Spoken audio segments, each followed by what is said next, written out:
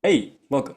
So today we'll be diving really deep into all terms of the mind. Because, like my friend here, Virgo, is going to unlock your mind. You are a psychonaut, and we are all. Like, we all are psychonauts. Because I've read it from him. Psychonaut just means being psycho from the mind and not traveler. So you're a traveler of the mind. And that's what we're all here to do. My process, Know Thyself, which has been pretty much imbued in everything in the channel so far, is all about finding yourself. So through this experience, this moment in the Zoom meeting, this podcast, call it as you wish, this space is for you to transcend duality and become one with yourself. So without further ado, who are you and why would they be interested in listening to your soul? I love that introduction and that introductory question. Opens up a whole bag of things. Yeah, and thinking about how to approach that question. Who am That's good. I? One of the most foundational questions of all of Ding, ding, spirituality. ding. That's why I always ask it. There's so many levels to this question. Yeah, and I guess fundamentally I am. But for the purpose of this conversation, or for the introduction of this conversation, I'm just going to answer also on the relative level that I am. My name is Vergo, and I love to explore the mind, as you mentioned, through the use of psychedelics. That has been one of my most enjoyable and favorite tools on my journey to explore my mind and reality and consciousness and come to a place of deeper authenticity and fulfillment and alignment within myself.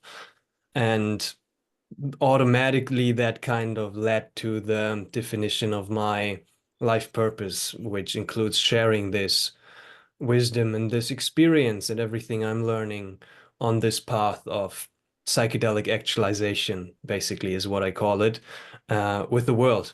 And that's what I do. Psychedelic actualization. I love it. I actually saw the Leo Gura like self-actualized.org guy. He follows you, and I love that. It really is the connection for me. I've always been about self-actualization and just gotta be developing constantly because Maslow's hierarchy of needs. Eventually, you need to self-actualize. Until I got to the point where what else is there to actualize? Where do we actually actualize? So, what would you say transcends actualization? Like, once you feel like you've actualized yourself, who are you then? Well, yeah, Maslow he extended his pyramid, right, Oh, in his later work, and he did add onto the self-actualization, he did add the self-transcendence part.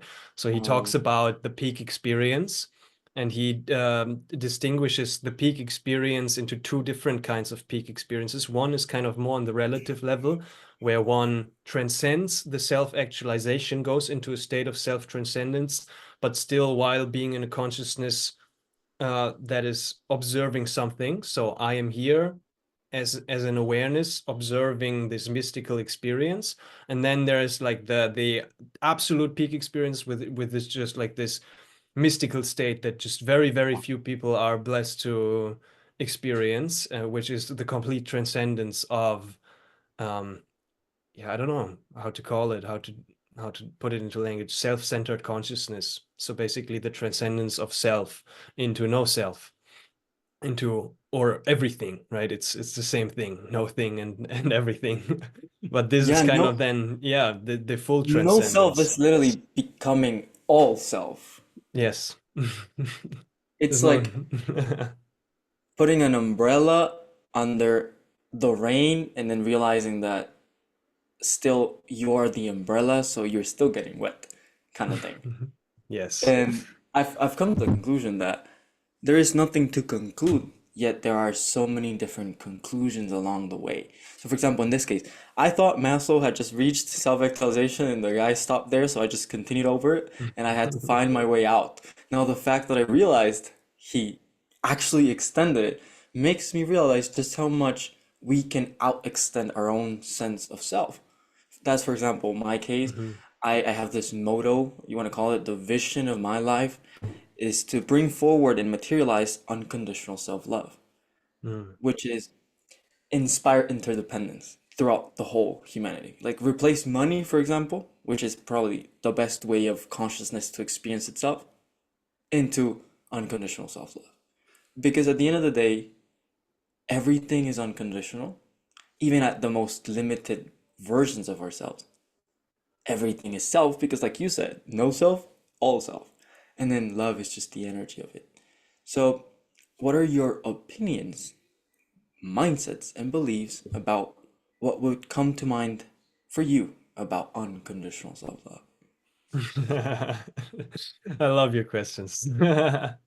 Um, it speaks to me, it resonates with me, and at the beginning of my journey, I have also deeply resonated with this term of unconditional love, and still do, and kind of recognize it as the highest truth that for myself, which or a way to frame the highest truth with which just resonates most with me. And it has been my entrance to into spiritual work and into this whole world of self-actualization and self-transcendence. It was always also the aim for the embodiment and demonstration and radiance of unconditional love in each and every moment.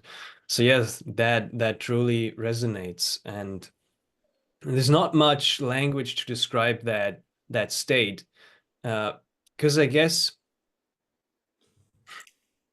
in my perspective, unconditional love, like it's always already present. It is a reality. It is the reality. There's nothing we can do about it. It's just like that God is unconditionally loving reality.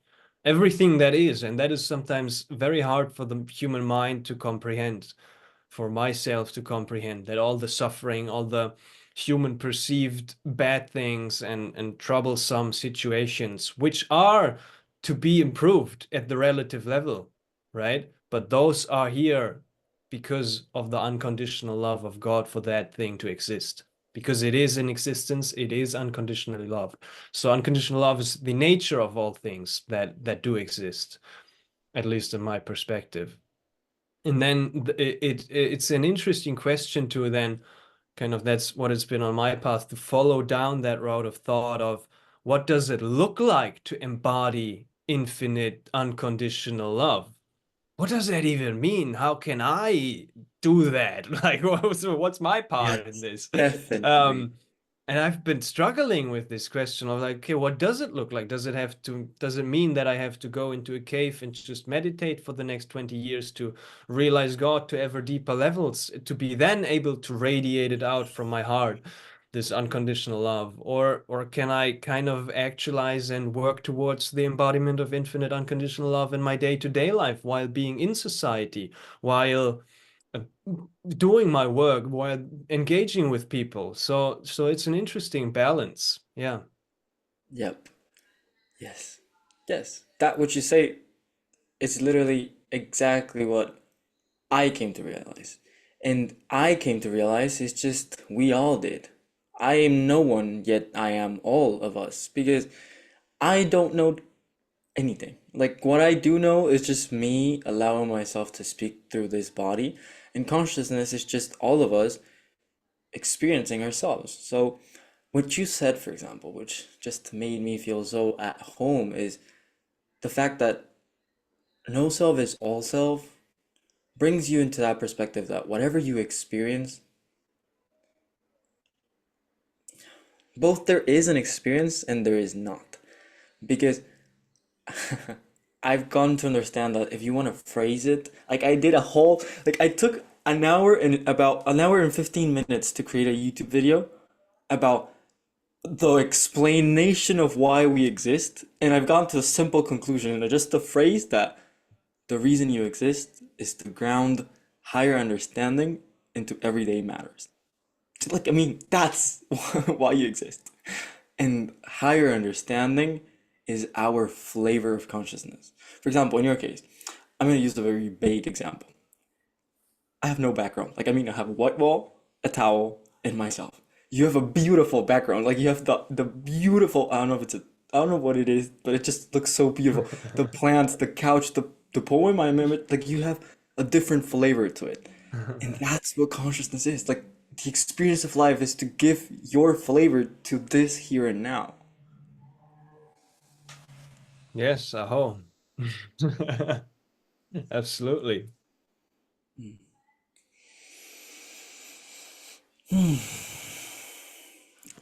And it's at this point where I come to the realization that sometimes even questions are answers unto themselves. So, for example, if I were to ask you a question, who are they? What could you reply to that? Who are they?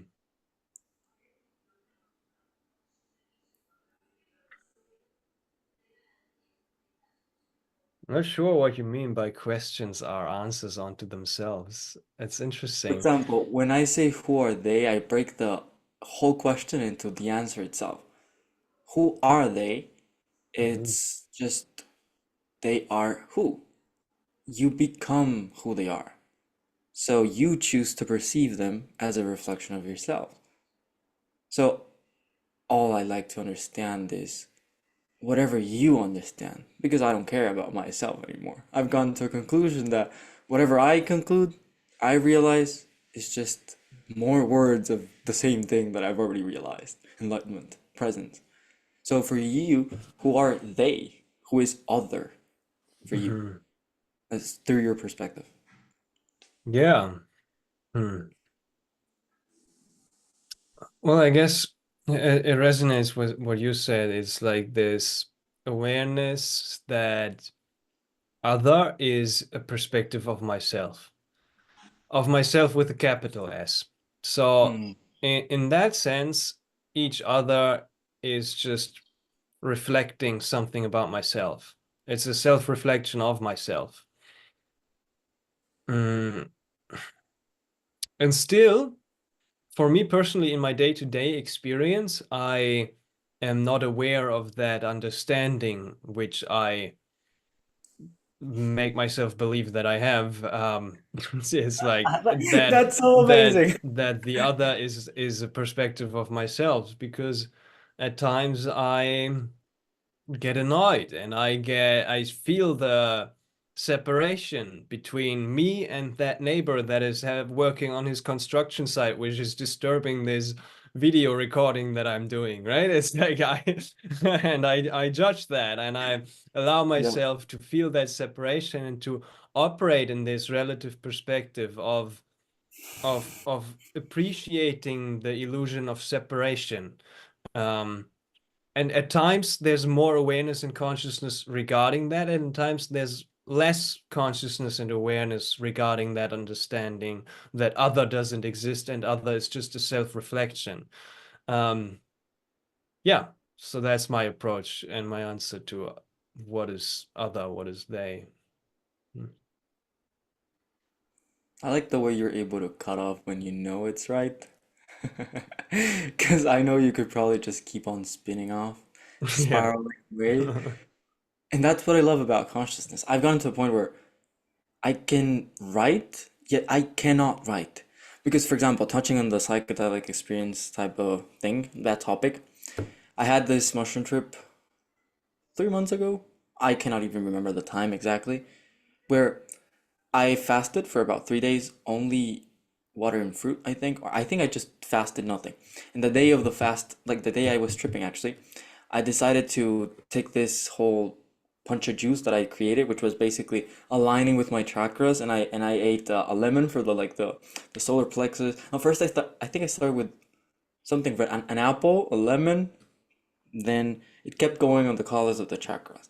I had this amazing awakening experience, and I realized that nothing made sense, and yet the exact reason why we're here is to give ourselves permission to exist. So, like, all of life is a permission slip, in other words.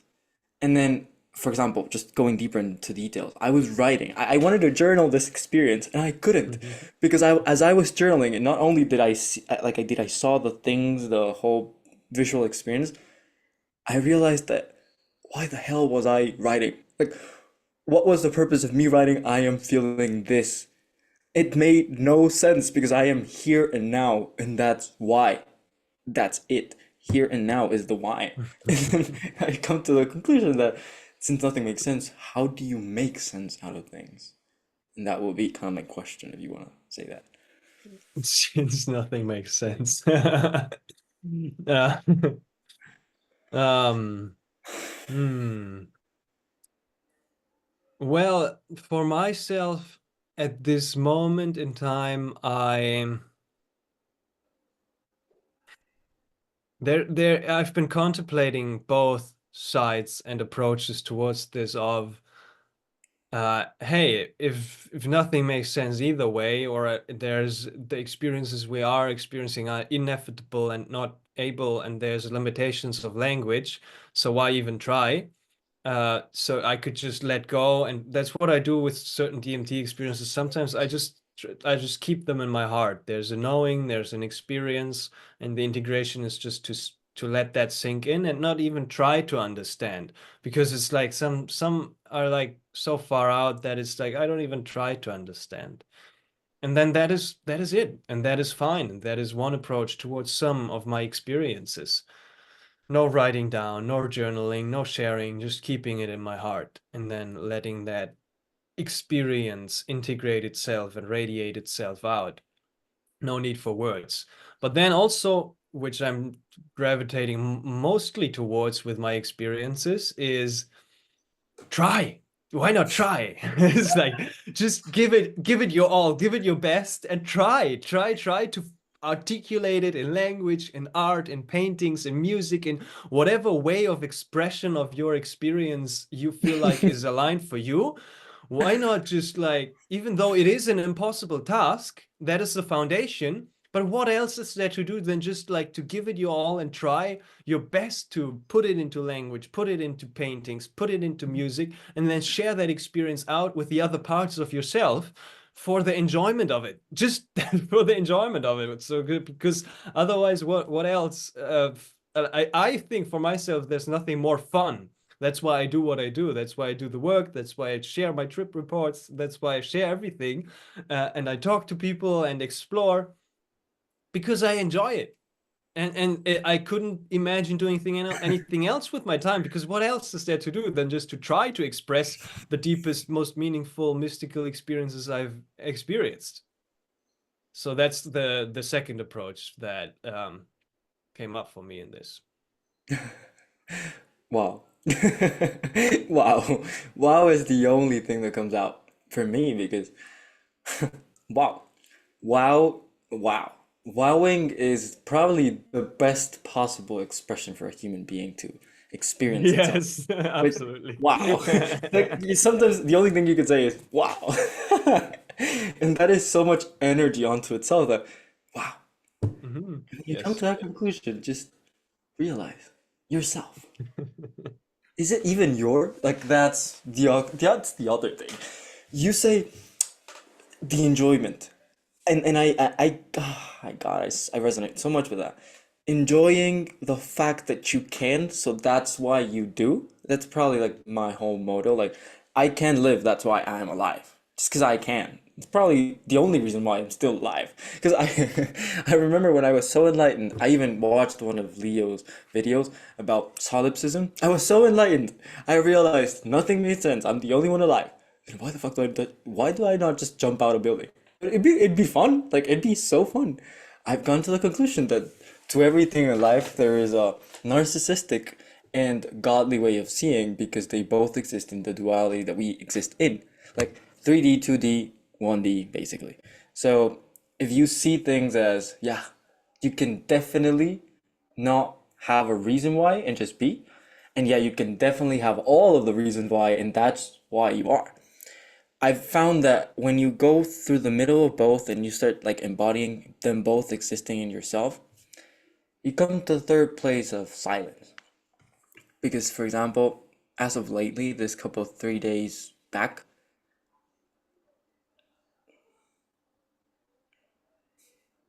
sometimes I can just cut off and I just disassociate consciously. It's like I know I'm here, I know I'm acting, I know I'm in my thoughts, I know I'm present, and yet I choose to disengage. And there's this inner peace, this silence. Like, I can respond to your question, I can respond to who you are, and yet, and then that's what made me finally understand that at the highest levels of awakening, at the higher degree of consciousness, your silence is your choice. And you choose silence when you realize there's nothing. So silently, tell me, what do you feel like doing right now?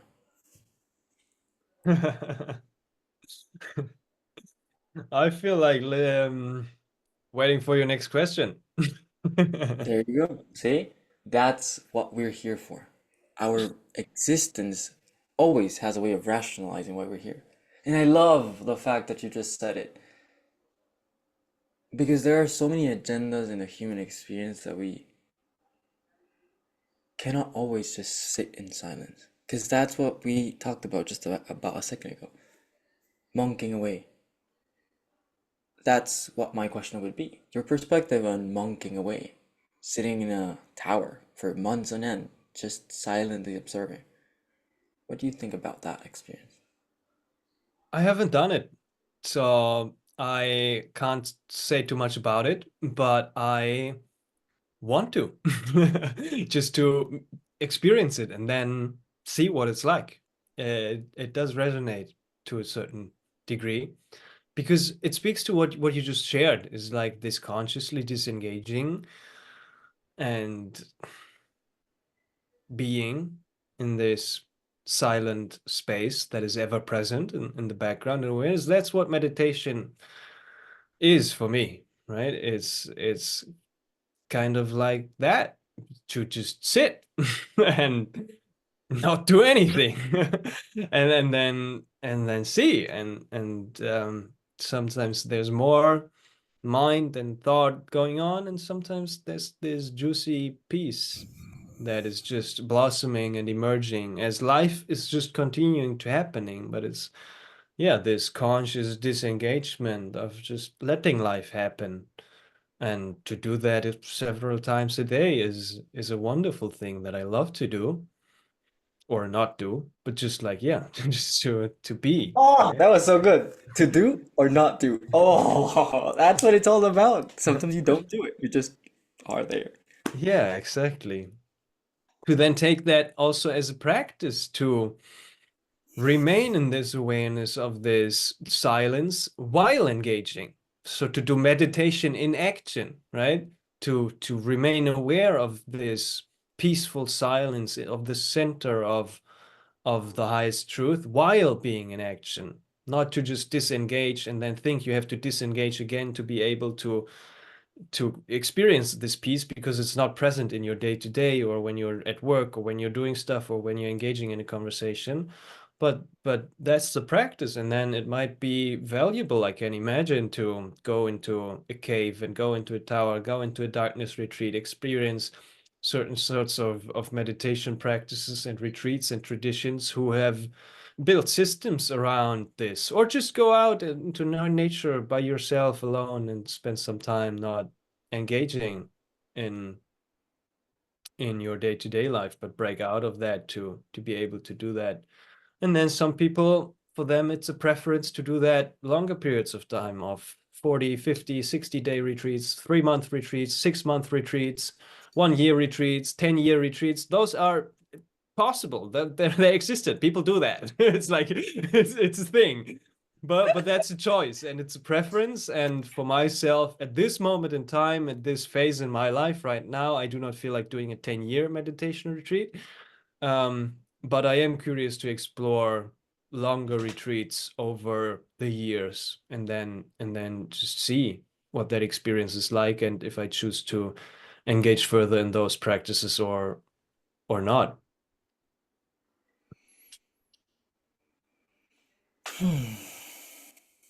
I guess what you said is pretty much what everyone is after. That sense of peace while in chaos. Action in inaction, inaction while in action. It's just being able to be yourself even when life pulls you out, pushes you into a whole another realm, dimension, and way of acting. You're told to do something, you're told to change, you're told, and yet you can still be in that sense of, I'm doing what I choose to do because I know that this is only a reflection of me. I guess everything you said was just so powerful. The meditation retreats, for example, what are your thoughts on them? As in, your literal thoughts. Why do you think people do retreats? Oh, I don't know. Gotta ask them. I guess everybody has their own personal intentions and reasons why they choose to engage in a retreat.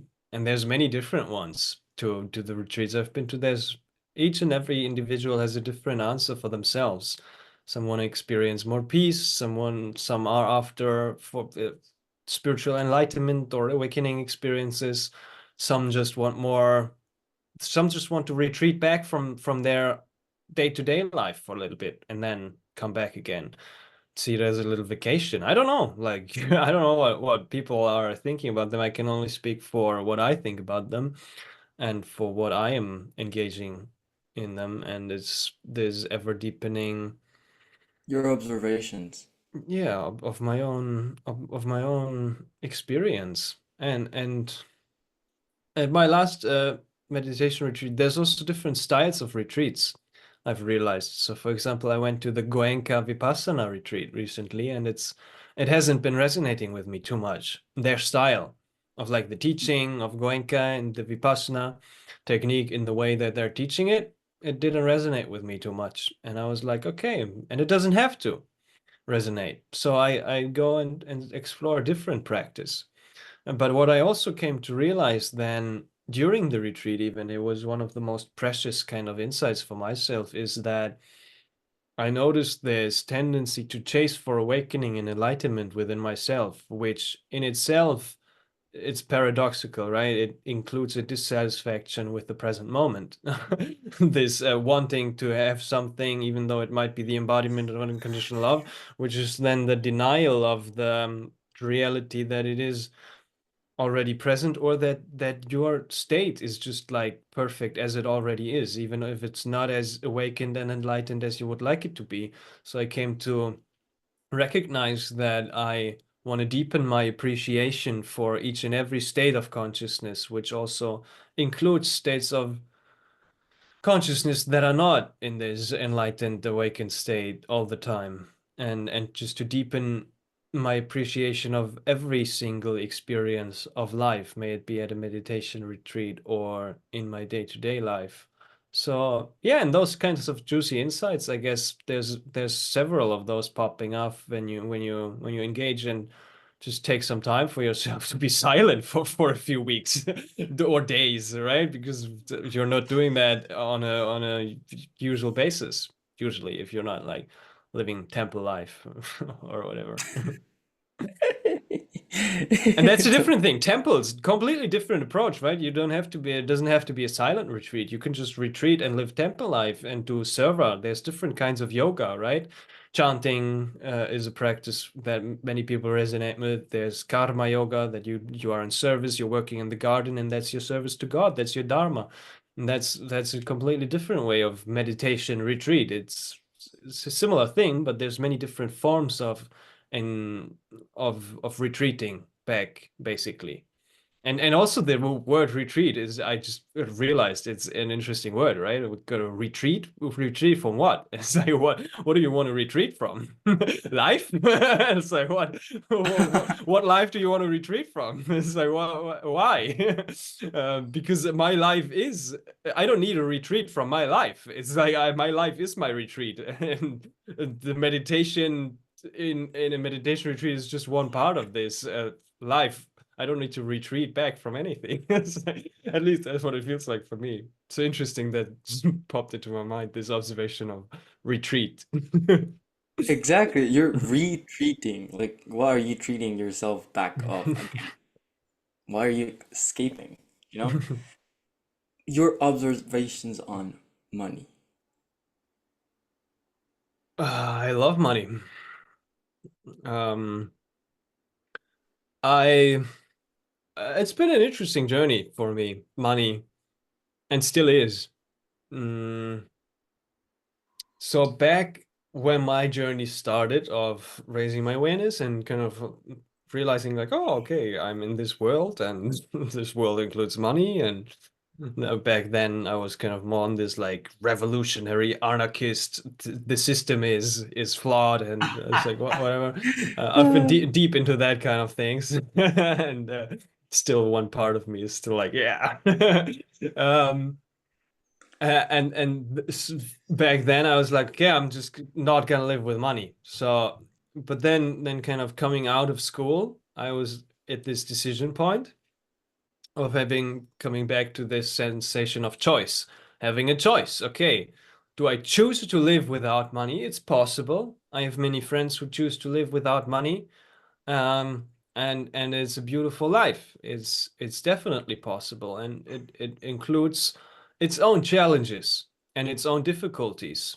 To look for food in the trash, to every day, to do not have a proper roof over your head, but search for somebody else's roof you can sleep under, or just be outside, but it's gonna be wet if it's raining and you don't have a tent. And it's like it's all these challenges. Those are beautiful challenges if you choose to engage with them on a conscious choice, right? This conscious enjoyment of a life without money. And then also depending a little bit on other people. And I was like, oh, I might want to do that.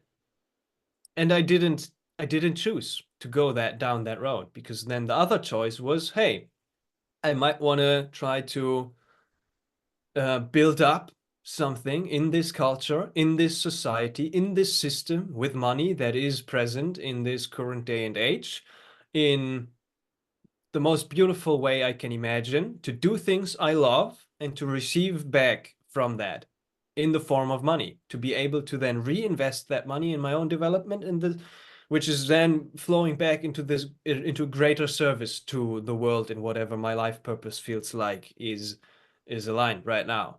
So that's what I've been doing for the past years, is this conscious engagement in the capitalistic system to find my own way, to not disregard my own authenticity and alignment, but to stay true to myself, and to just really do the things I really choose to do and I truly want to do, and to find a way to then receive back from that. And that's wonderful. It's one of the most challenging journeys I've been on, for sure. Way more challenging than psychedelic experiences or whatever else, like meditation retreats. It's like trying to make money doing what you love. Yeah, that's that's what it's about. um, and then the realization of that vision feels deeply meaningful, and I've found great fulfillment in that journey of realizing that vision. um so that's, and if that doesn't work out at one day, or life chooses to present something else, then I might also go without the money. But the main point that I want to end with is like this: what I recognize in a lot of people and what I recognize in myself back then is the how to approach this, because there's a reality of the situation, right? There's the systems right here are in place. And then what I have been doing and what I see many other people are doing is complain about that.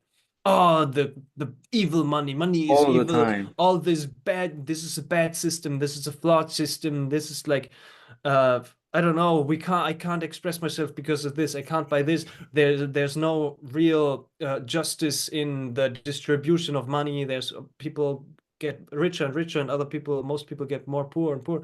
And it's like, yes, that's the case. But it feels like for myself, I can't put any more energy into complaining, because that is just like, it's, for me, I see it as a waste of energy. It's like, what is it changing? Because then it's just either I do something to change that. If I complain about something, then that it means it's deeply meaningful for me. So I might want to look into how I can contribute and serve to the world in a meaningful way to change what I don't like about it, to see a more ideal version of the perfection that is already present, to evolve it into a even more humanly perceived, relative, subjective perfect version of what I want to see in the world. And then my energy and awareness goes into that, into my service to the world, of instead of complaining about how things are and then just retreating back and it's like no, just like see what I can change and then change it. And if I can't change it, then I'm not going to complain about it. So it's like, because I can't just focus on my own life and what I do. So that's my thoughts and perspectives on money at the moment. They might change, but that's about it in my current situation. I like that. What All the about things. you? What about your perspective on it? Oof, my perspective of money is pretty simple. It's like exchange of values. And then exchange of values can go simple, complex, shallow, deep, in, out. It all really depends on your perception. I just realized that the most deepest, profoundest, most conscious awakening of money is that it's just exchange of value. Now, to perceive value, to perceive exchanges, and to perceive of, like all the three words of them, is a pretty long journey. It's like the human journey of understanding what value is, first of all, then the human understanding of, oh, I gotta exchange. Back in time, probably was monkey have banana, you have banana, me give banana, you give banana back kind of thing, you know? And then there's the off. So you like then you have to mix them, you have to bridge them, the exchange of value. And that's when things start getting complicated because every time you have two, duality, things are pretty simple. It's on off. So value, you have value, then you have exchange. You understood what exchange was, you understood what value was. If this was valuable, you exchanged it. If this wasn't valuable, you didn't exchange. If you actually wanted to exchange, you exchanged. If you didn't want to exchange, you didn't. When you get exchange of value, it's more like it starts complicating. So I've came to a conclusion that it's really just developing that sense of awareness. First of all, what's value for you? Then, second of all, why would that be valuable to somebody else? And then, third of all, why is that valuable for both of you? And then the exchange part of it all is just, I know this is valuable for me as much as it will be valuable for you. So why not give value in exchange for what you're doing? And then you exchange. And then finally, when you bridge them both, it's, I am passionate. I truly love this. It comes off naturally to me. So why not just give it to you? And then if I can find someone, when I find someone, and when I did find someone that can actually passionately share it back, there is no exchange onto itself. It's just, it's natural nature. It's natural neutral nature. It's, I have this, you have that, I want that, you want this. Let's just naturally give to each other. And then that's what money on the most complex side of it all would be. On the very practical thing is this. First of all, it's not about gaining a skill. It's more about developing your strengths. Then it's not about putting yourself out there. It's more like finding your spot in the web. And then finally, once you found that spot and know that it's your comfy spot, gaining the awareness to develop that comfy spot into a more strength filled perspective. You're strong because I'm meant to be here. You're majestic. You're kind of like sitting in your throne and you're king of the hill of your own spot. And you know yourself. So that's why you get the ability to find yourself because you're passionate about it. So at the deepest, most deepest levels, money for me is just the process through which we have chosen to find ourselves and understand that we don't need anything external to find ourselves. Fantastic. Love that. What came up for me as well is like this balance between taking responsibility and having faith regarding this journey of money for myself, because I'm more like toward right now towards the approach of taking responsibility, as you said, to define value, to define exchange, to find my spot and to let that kind of happen. But then at the same time, over the years, I've noticed that faith is a very interesting concept, right? Talked about in all spiritual traditions. In the Bible, we read this one verse where it's like you're always going to be provided for. And like I'm wondering that at times I might have had this balancing point between taking action and taking control over the situation with this letting go. I've been too much controlling, trying to control, because nowadays when I let go a little bit more, I spend, I invest, I trust, and I have faith that life is going to provide. And I'm going to somehow, something is going to circle back, and nature and life is going to provide. I'm like, oh, it actually does. It's like, wow, I don't have to worry too much about this thing called money. It's like, it's just, as you mentioned, it's a natural rhythm of, but it's this balancing point. It's not to say, I'm not doing anything and now, please, God, where's my $1 million? But not with these expectations. It's just that, as you said, there's a passionate, selfless service that is happening that you're radiating out and giving out into the world.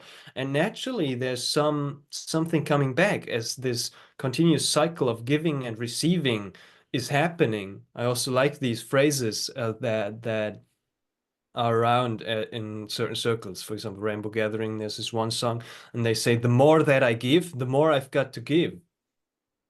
Meaning, the more I give, the more I've got to give, because the more I give, the more I receive back, and the more I have to give as well. And it's just this acceleration of giving and receiving. Or Yes. also another one is you only keep what you share. Crucial, big one, new insight for me. It's like, oh, so I don't have to hoard this money and protect it, but I keep what I share. So it's like, oh wow, that's amazing. So by sharing more, I get more. It's very counterintuitive, but speaks to this topic of money as well. Yeah, I found that usually we're so desperate about money because we're desperate about our sense of security. And right now, as of where we're finding ourselves here and now in this present moment, and in this present moment as a collective, and in this present moment as an evolutionary energetical wave, money still has this deep tie towards our security. And I could speak so much about the whole evolutionary journey of it was literally just at the beginning one thing exchanged by the other. Like I have cows, you have shepherd. Let's just change because this much is worth this much to you, so let's change. Then there's the next step where I have this coin that is this much value, so I'll give you this in exchange for that because we both perceive the value to be exchangeable. Then you keep going and going and going, and as of right now, there's cryptocurrency. There's so many things, like there's so many ways to express the fact that we all want to exchange things. And I think that eventually it's gonna reach a point where you won't need to back it up. Because I feel that our sense of security is so tied into money because we are afraid of giving and not receiving back. It's like, I'm afraid that I'm giving this to you, so I need some certainty. I want a backup. Like literally, for example, it can work out with your Google Photos. Like the fact that there is an app called Google Photos because you have to back your photos up because you're gonna lose them is just so much certainty. We just want to be certain and certain, certain, certain because that gives us this sense of mass hysteria. Like we're hysterical because we're afraid we won't be provided for. So we're always backing up. We're backing up. We're backing up. And the more you can back up, the more you're supposed to feel safe. And yet, when it gets to the hoarding moments and you have so much backup, yet you feel so dissatisfied, isn't that the contradiction onto self to show you that you're prosperous only when you accept that you always have what you need for what you need? Yeah, and then you learn from your experience, hopefully. There's always an opportunity to learn from that experience then too. That's why it's good to retreat back and observe your state of being to see, oh, where's that disalignment? Where is Yeah, it coming from? And how can I shift my perspective to a place that feels more aligned? more aligned. What are your factors of alignment?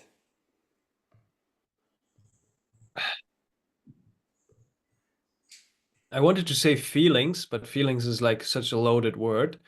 Yeah. it's not emotions that I mean, right? Because it's kind of a deeper sense of just a sensation in the background of my awareness that is that that has a clear understanding, and from this understanding comes peace. So if there's a disalignment, I don't feel good on the most fundamental level, right? And then I that's a sign that I'm out of alignment, basically, for me, because I don't feel good. And then I shift my perspective and I feel good. And that doesn't mean I feel good in the situation. There still might be the sensation of sadness, of anger, of, for example, right now, physical health problems that are very much present and which include pain and maybe even suffering. But in the background awareness, there's a deeper understanding of the truth of reality, of the nature and the thing we talked about of the nature of unconditional love and the truth of perfection. And even though there's still maybe on the relative level, my body doesn't feel good or there's like unpleasant sensations, I feel good because I have this perspective, this higher picture, this bigger picture perspective, this aligned perspective that, and that feels good. I don't know if that was the best way to phrase it, and I don't know. Let me know if you don't know get what I mean, but this is one way I see this alignment playing out. Your way is the way. The way you express your consciousness is exactly what is perfect. So don't worry about that. All I gotta say though is, for example, my factors of alignment are never present. It's like you just said, you feel good and all of a sudden you don't, and then all of a sudden you do something that changes things, so you suddenly do again. Although, for example, something is coming back, and I've heard about, for example, the fact that when you remember a memory, it's usually because you're in the same vibrational frequency of that same moment. And I'm remembering so much about my mushroom trip right now that I just feel so ecstatic about it. There was a moment in time during that period and moment in time where I tripped. I had this experience where I realized money itself had no meaning. Because if you think about it, money is either in your wallet, it's in your bank account as numbers, and it's in your pocket as coins or bills, or it could be in credit cards, whatever it is, like the way that you have of having money.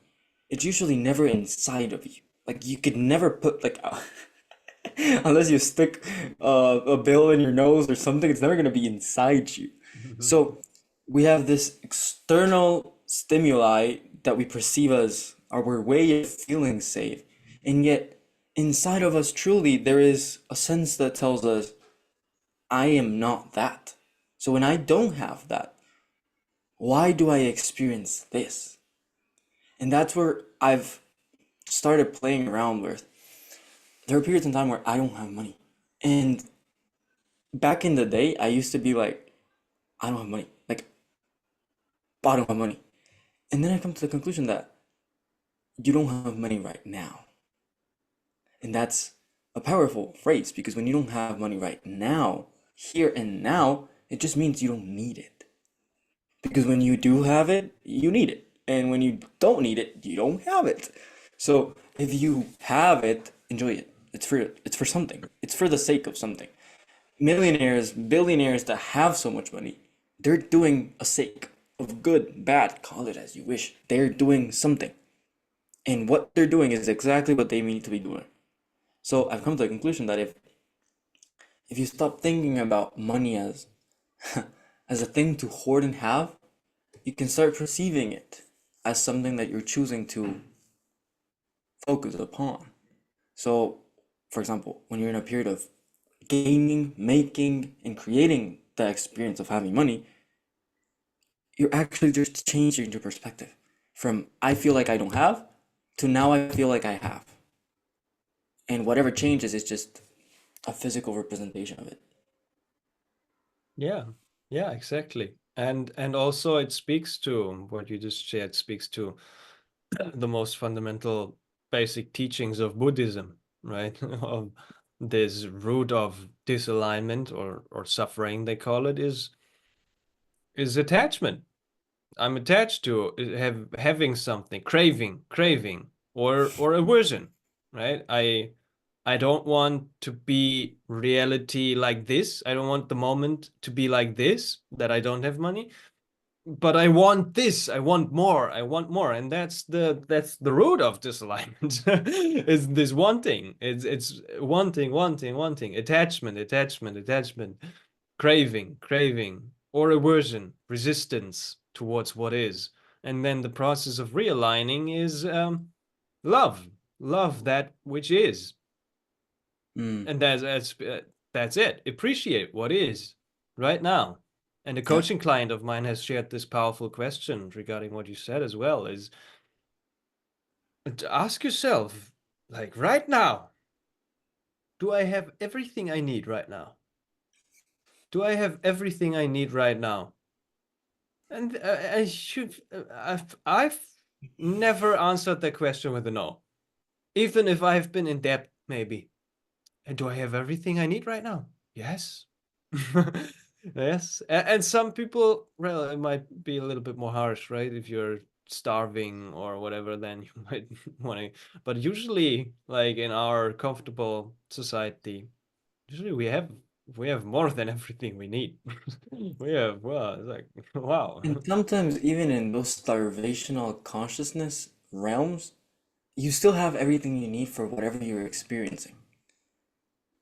And that's a powerful one because sometimes we choose to go through these themes in life, like experiential moments. Like, say for example, your whole this line was your life, and you're going through this part of the line.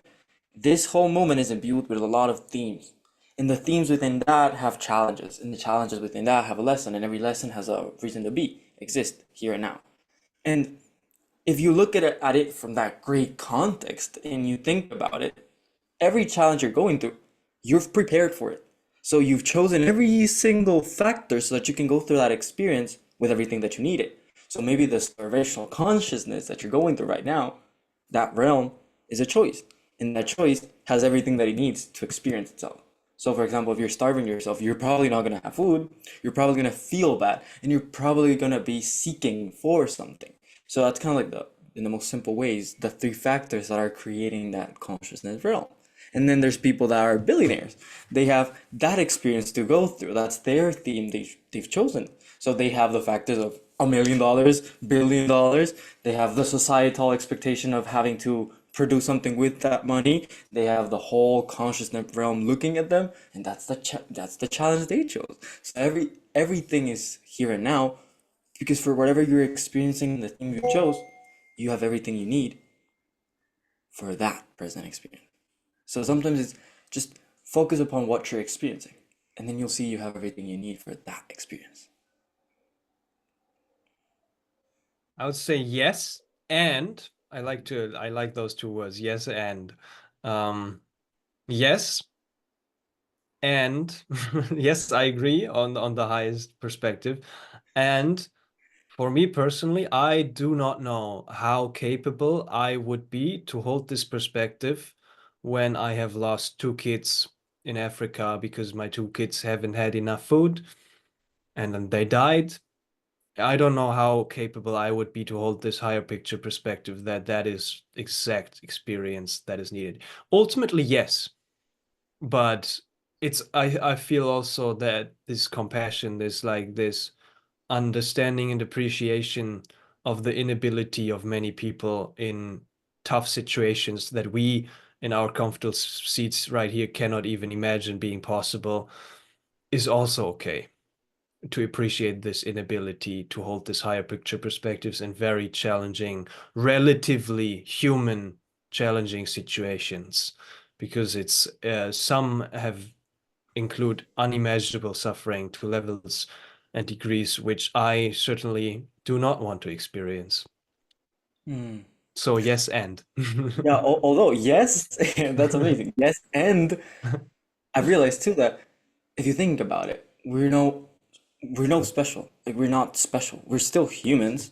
Like I mean, both you and me, we're still humans, and we've still concocted this experience for ourselves.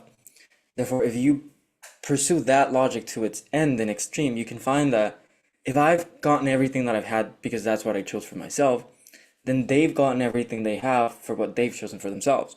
And when you hold that perspective in the mind of, I don't care that they don't care about themselves because I know that they deeply do care about themselves deep within. So it's kind of like, I don't care that they're starving because I know that deeply, deeply, deeply down themselves, that's what they're choosing for themselves because they have a path of choices that they cannot see that they're choosing to limit themselves from so that they can experience this. If I hold that higher perspective for them, then I'm creating that sense of, I know you can. Just focus upon that when you're ready for it. Because when you're ready for it, your focus will shift from I'm limiting myself to I'm choosing to delimit myself to I'm choosing to bridge out of it. If when all of evolutionary human beings can hold that perspective for the world, then the world itself will hold that perspective for themselves. Because you will stop caring about them, so they'll have to start caring about themselves. And that's when they're like, oh shit, I cannot victimize about myself any longer because if I do, I'll just die. And then that's when survival kicks in, then community kicks in, and then naturally your sense of humanity kicks in to bring you to the higher perspectives. So if we can, when we could, we realized that they could too. They chose not to though. Yeah, and that's totally understandable that they chose not to, because in certain situations it's just Unperceivable. yeah, we can't imagine. There's a good book by Viktor Frankl. It's called Saying Yes to Life. He's been in concentration camps, um, trying to hold a higher picture perspective, um, and talks about this exact issue of the difficulty of that and the inability of many people to hold this hope in such a heavy situation. Yeah, because pain is an experience, and there's no way of getting out of it sometimes. For example, people that do exercise. I do exercise. This morning I went for a workout. I chose to experience pain for the sake of pain because I have a belief that I'm going to grow my muscles for it. If you really go down into it, you're just feeling pain because you have a belief that it's going to be beneficial in the end. When you can love your pain as another experience that you're having, it turns itself into, oh, it's another experience. And yet when we're there, because, oh, for example, yesterday at like 5 p.m., there was a version of me that went through disillusion, went through disengagement, went through a whole chunk of things. And back then, that version of myself couldn't even fathom the possibility of having this conversation with you, and even fathom the conversation itself, and even fathom the fact that this conversation could have ever existed. Because back then, all you're thinking about is pain, pain, pain, pain, pain, pain, pain, pain, bad, bad, bad, bad. So, yes, and there is ways out, and yet we choose not to. And there's power in that. I go Yeah, to that. yeah. Another example is my health. On some level, certainly, I believe that this experience, well, it's hard to use the word I, but like this capital self I, which is disconnected from my personal experience, right? But this consciousness, God itself, chose to experience this sickness through my body at this moment.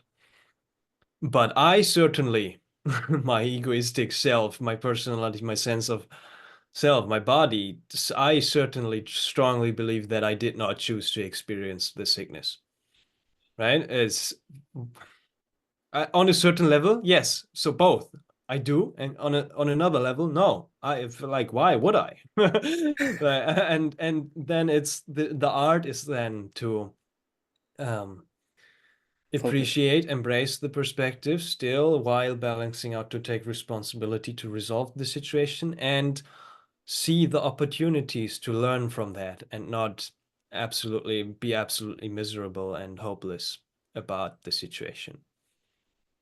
And in Yeah. some certain situations, it's easier than others. I've had my struggles in this period of 9 month, 10 month of sickness, and I cannot even fathom how it's like to have some chronic health issue for decades, like some people do, and they live with that. It's like it's there, yeah, it's tough. It's tough to hold this bigger picture perspective throughout those experiences as a human being. Hmm. And it is possible. I think that's why I took about an hour, and that doesn't even matter at this point, to ground higher understanding into everyday matters. To hold that bigger perspective even when you're very limited. So to that, I would say that when you're ready, we can cut this off, and we can not. It really depends on you. Do you want to cut the podcast off? Do you want to continue? Because there's so many perspectives we can expand into, worldviews, perceptions. It really depends on you. Because I've come to realize that I can go deep, deep, deep, deep, and then I can come out, out, out, out, and I just love to go into the egoistic self, remembering all that blabbering that I did, all that shit that I went through, things that I cannot even fathom I would have want to go through, and then things that like, oh, yeah, it just totally makes sense. Like, oh, I totally understand that. And balancing between both is kind of like the art of podcasting because there's so much you could speak about, and yet you're choosing to. So, whenever you're ready, we can cut it off here. And my question would always be, what is the last thing you'd love to share for people to remember you with? Yeah, infinite. The perspectives are infinite, right? And it could go on forever. Um, Absolutely. No, thank you. It feels right to end it here. And I just want to say, the last thing to share for people. Mm, yeah, appreciation. It's like look at appreciation. It's been a very nice new word for me that I truly resonate with. Basically, it's just a synonym for love. Um, but what does it mean to appreciate each and every experience of life? In each and every moment, the deepest sense of appreciation for everything that is occurring in reality in your perceptual field of awareness. I think for me, at least right now, that's what it's about. And that might change. It has changed a lot in the past. That's the beautiful nature of this whole journey. And thank you. I want to end also with a thank you to you for inviting me to have this conversation. I do truly appreciate it, and I really deeply enjoy having those kinds of conversations. And then I had a lot of fun throughout our explorations together. And that's about it. And thank everybody. I want to thank everybody for listening for such a long time to this conversation. If you're still here, wow. Thank you. I do truly, deeply appreciate that as well. And I'm wishing everybody a nice, beautiful rest of the day. And I want to give it back to you if you want to share some last words. Yeah, no, just what do you want to receive from this? Do you want to share your socials, how people can get to you, where they can go after this? What do you want to receive from this? Oh, I don't want to receive anything from this. I've got everything I want from this. This was beautiful, and still I can share how people can engage further. It's psychedelic actualization, basically on YouTube and on Instagram and on Facebook and everywhere else. But YouTube, Instagram, psychedelic actualization. The website is psychedelicactualization.com if you want to know more about my work and how I work with people. I do love to work with psychonauts are who want to discover and actualize their life purpose so they can live in alignment with who they truly are. If you're curious, then give me a call and we can have a chat. And that's how you can engage with me if you feel the resonance. Thank you. That's amazing. Well, as you have probably already heard, Everything is already here now. Appreciate it for what it is. Thank you. You can cut it.